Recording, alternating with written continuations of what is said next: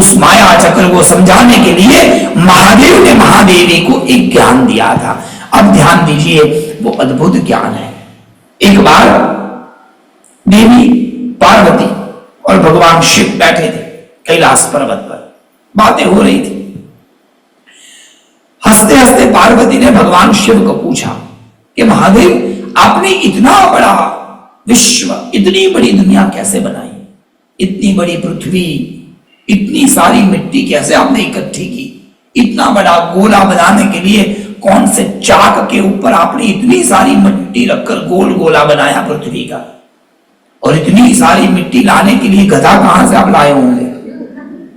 और वो इतना बड़े चाक को घुमाने के लिए आपने कौन सा डंडे का प्रयोग किया होगा? कैसे पूरे चाक को घुमाकर गोल गोल पृथ्वी बनाकर कैसे बनाया? किंकाय सखलु किमुपायस त्रिभुवनम किमाधारो धाता सुजति किमुपादान इति च। ये प्रश्न हुआ। हंसते हंसते महादेव जी आज खुश थे। हंसते हंसते उन्होंने एक डंडी पड़ी थी पेड़ की, छोटी सी लकड़ी, वो हाथ में ली और एक बिंदु बनाया। देवी, ये मैं हूं। उसके ऊपर एक छोटा सा त्रिकोण बना दिया। देवी, ये त्रिकोण, ये त्रिपुरा, ये त्रिशक्ति आप हो। ध्यान दीजिएगा, एक बिंदु, उसके ऊपर एक त्रिकोण बनाया। देवी, ये बिंदु मैं हूं और त्रिकोण आप है। शिव और शक्ति, माया और ब्रह्म के द्वारा ये पूरी सृष्टि बनी है। उसके बाद महादेव ने और 4 सीधे त्रिकोण बना दिए और 5 त्रिकोण उल्टे बनाए।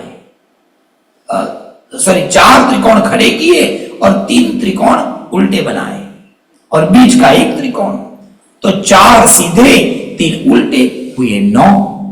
इन 9 त्रिकोणात्मक एक चित्र बनाया और उसके बाद में एक बड़ा राउंड बना दिया, गोल सुंदर बनाया।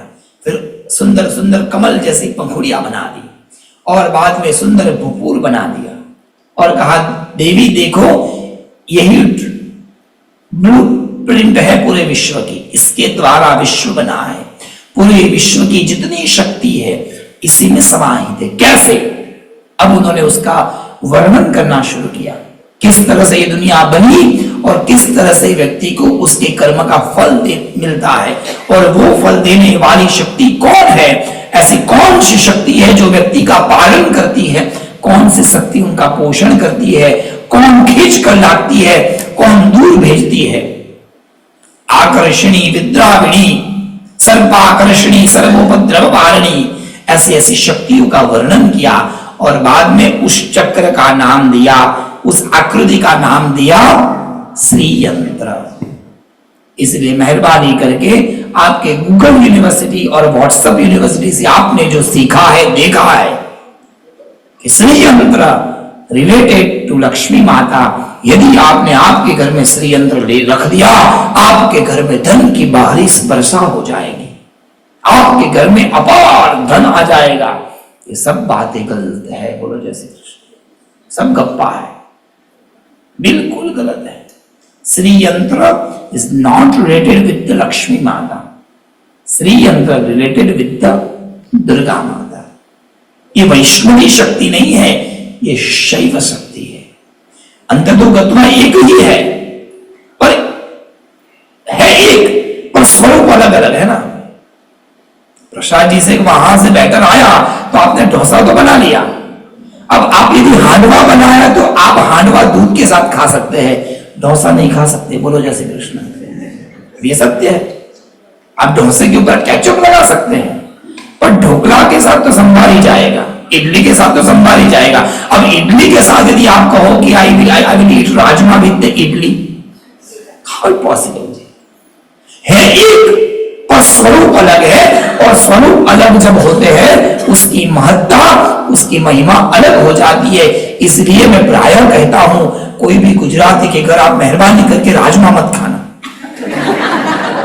और यदि आप उनके घर गए और राजमा की कटोरी हो तो मेहरबानी करके बोलिए कि ठीक है उनके। आपने गलती से भी राजमा की चमट लेकर मुंह में डाली, राजमा मीठे निकलेंगे और आप सुंदर सुनाकर वहां से जाएंगे इतनी बड़ी, क्योंकि उनकी आदत है मीठा डालने की। मेहरबानी करके साउथ इंडियन के वहां पंजाबी सब्जी मत खाना, नहीं तो उसमें से करी लीव्स निकलेगा, उड़द की दाल वहां से निकल पाएगी, जबकि होती नहीं है, पर उनकी आदत है, वो चौक में उड़द डालते ही है, नहीं डालेंगे तो उनको संतोष नहीं होगा। सज्जनों, है एक, पर स्वरूप तो अलग है। जब स्वरूप अलग होता है तो भेद हो जाते हैं।